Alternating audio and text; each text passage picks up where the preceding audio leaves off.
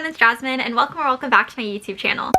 In today's video, I'm going to be talking about and comparing the old Kindle Paperwhite to the new Kindle Paperwhite. So I know a lot of people ask, is the Kindle worth it? How does it work? So I'm going to be answering all of those questions as well as comparing the two models. So I'm also going to show you what my Kindle looks like, what my Kindle library looks like, and how to add stuff to your Kindle library. So for this release, I have the Sage Green Paperwhite and it is 8 GB and it is ad supported, meaning that when I don't use it, ads play on the screen. So this Kindle is 16 GB. It is ad supported. A really big difference is the screen. This is 6.8 display. So for the new Kindle, they actually just came out with colors. So I got the green color, but there's also a blue color and a black color. I added a case onto my Kindle with the pop socket just because with my old one, I didn't have a case and I found it really difficult to remove the pop socket. I highly suggest using a pop socket because it is just a lifesaver. And I think you can get really cute ones and really spice up your Kindle. Same thing with the other one. Ad supported just means that when you're not using your Kindle, when it's like on sleep mode, it's gonna show ads. I know some people like to remove this, but I personally like to keep them on because the ads typically fall in line to a genre that I read myself. So I like getting little recommendations. I don't mind the ads, but you can get them removed for free. All you have to do is just message the Amazon person and say, hey, I don't want these ads. Or you can say, hey, these ads are like inappropriate. Can you remove them? They'll remove it from your Kindle for free if that's something that bothers you. I want to show you guys the difference between these two Kindles. So as you can see, the newer one, the display is a little bit bigger. I actually do like the size of this a lot more than the original Kindle Paperwhite, and I'm gonna show you what it looks like in terms of usage. So see, this one turned on a lot faster than this one, and here's me swiping it there, and then here's me swiping this one. It's just a little bit slower. With the newer one, here's me tapping it, going through my library, scrolling, versus this one, I feel like you can really tell with the lag of the Kindle. This is something that bothered me while I was reading on my Kindle. So I'm gonna go ahead and open to random books. Let's open Today, Tonight, Tomorrow. I've already read this. See how long it's taking to open when I already had this downloaded versus on this one. We'll go ahead and click on the book. Super fast. Here's a comparison with turning pages between the two versus that takes such a longer amount of time. I'll try to click both at the same time. There's a huge difference in terms of speed when changing pages.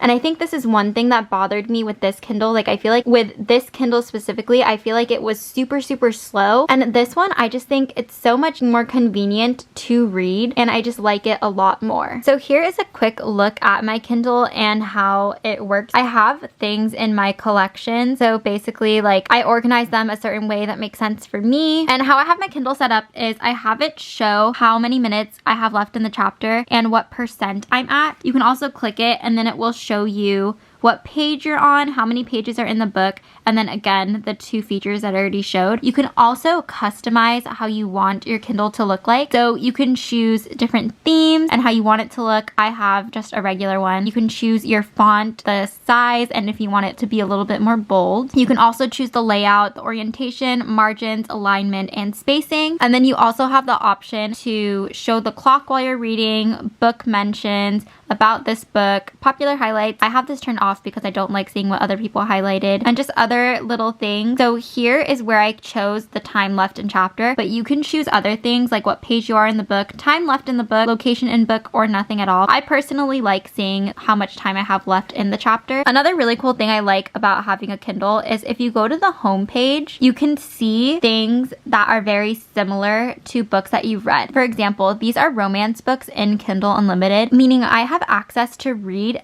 every single one of these books. And I think this is so cool, and I really like having access to do so. This is a really great way to discover new books and new authors. For example, I love Monica Murphy. I love her book. This is Playing the Rules by her. I am able to read this. So you just press read now if it's available on Kindle Unlimited. I have to return a title because you're only able to keep a certain amount. I'm gonna return that. And the new book that I just added to my Kindle library is being downloaded right now. And here I can turn on mention that I'm currently reading this on Goodreads. It tells you the typical time it takes to read the book, the blurb, if it's in a series. So as you continue to read too, it learns your reading speed. So this is how it kind of determines how many minutes you have left reading something. I just had that added to my library. I can scroll down more. This is a recommendation section based on my reading. So it keeps track of everything that I've read. And then based on what I've read, these are all the books that the Kindle thinks I'm going to enjoy, which I feel like is super helpful when trying to find something to read where I don't know what I want to read. And I like being able to have access to this. I'm able to read any of these books right now because I have Kindle Unlimited. So in my last video, I know a lot of people asked me about manga. So you can read manga on a Kindle, and I believe this is the exact same way for like comic books, graphic novels. So I really like that. Along with books, I can also buy some manga on here. So this is what it looks like. You still go from right to left when reading. So here is Maid Sama, and this is just what it looks like while you're reading it on the Kindle. I found it just as enjoyable reading it digitally, just like the physical manga in my hand. One thing that I really like with your Kindle is getting Kindle Unlimited. I have a link down in the description where you can get a month of Kindle Unlimited for free. You pay $9.99 a month and you get access to their entire Kindle Unlimited library, and I think this is so worth it, especially if you can't afford to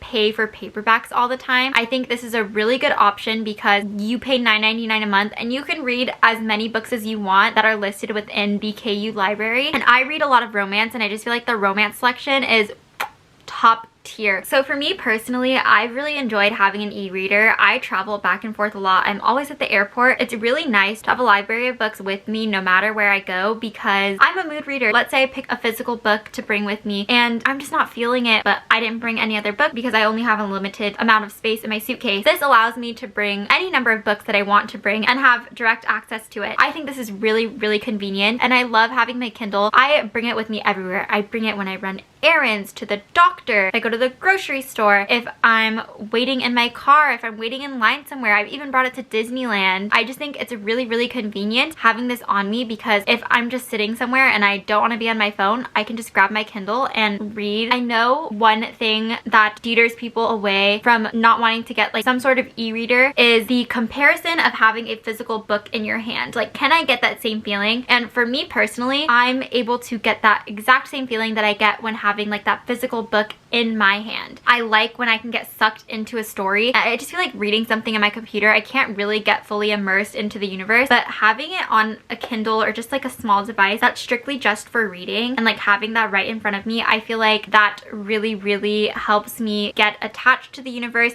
and get really interested in the story. So another thing I get asked is, does this come with a charger? What's inside the box is your Kindle, and then it comes with a charger, but it doesn't have a cube that you plug in the wall, so you're gonna have to find one of those. I know another thing people ask is what size storage Kindle they should get. I think it's all personal preference. For me personally, the reason why I got the 16GB one is because I wanted the green color and they didn't have it in the 8GB. I've read that 8GB can hold up to approximately 1,000 books, so I think 8GB is a really good size. So prior to upgrading, I said that a con to having a Kindle was the lag. This obviously isn't an iPad or a phone, so the technology is a little different. Upgrading to this new Kindle, the lag is like non-existent now. I honestly don't have any cons to this other than if you really like a book that you read on here, I'm gonna buy the physical book, so I'm spending more money, but that's really the only con. I'm really, really happy upgrading to this new Kindle, and if you're thinking of upgrading from your old Kindle Paperwhite to the newer one, I definitely think it is worth the upgrade. I didn't do this, but they have an option to where you can trade in your old Kindle and get this off at a discounted price, so I would look into that if you wanted to upgrade so you can save a little bit of cash. I would personally wait until this goes on sale, because they usually always have sales for Kindles, especially with Mother's Day coming up. I know this is probably going to be on sale, so I think that would be a really good time to purchase it if you don't have one already. I think if you go through a lot of books and you read really fast, this is really worth it for you, and just being able to have access to all of your books wherever you are, I feel like is a win. I hope this kind of answered your questions on the Kindle Paperwhite. If you have any more, be sure to leave them in the comments and I will try my very best to answer them. That is it for today's YouTube video. Thank you guys so much for watching. I hope you enjoyed listening to my thoughts on the new Kindle Paperwhite, and I hope this convinced you to get one. Don't forget to like this video and subscribe for any more bookish content, and I will see you guys in my next video.